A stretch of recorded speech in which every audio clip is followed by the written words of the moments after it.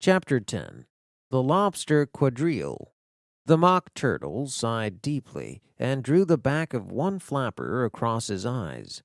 He looked at Alice and tried to speak, but for a minute or two he could only let out choked sobs. "It's like he has a bone stuck in his throat," said the Gryphon, and it set to work shaking him and punching him in the back.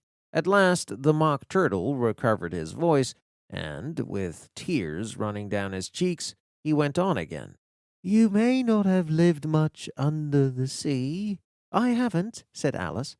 "And perhaps you were never even introduced to a lobster," Alice began to say. "I once tasted," but checked herself hastily, and said, "No, never."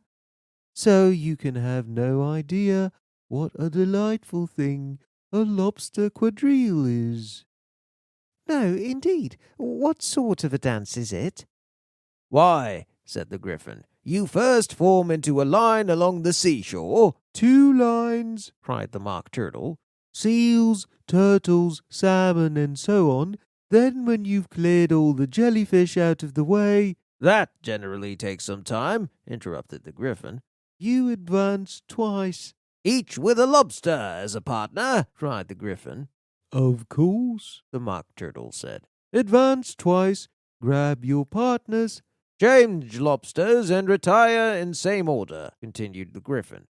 "Then, you know," the Mock Turtle went on, "you throw the—" "The lobsters!" shouted the Gryphon, with a bound into the air, "as far out to sea as you can." "Swim after them!" screamed the Gryphon. "Do a somersault in the sea!" cried the Mock Turtle, capering wildly about.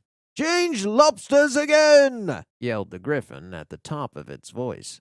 "Back to land again, and that's all the first part of the dance," said the Mock Turtle, suddenly dropping his voice, and the two creatures, who had been jumping about like mad things all this time, sat down again very sadly and quietly, and looked at Alice.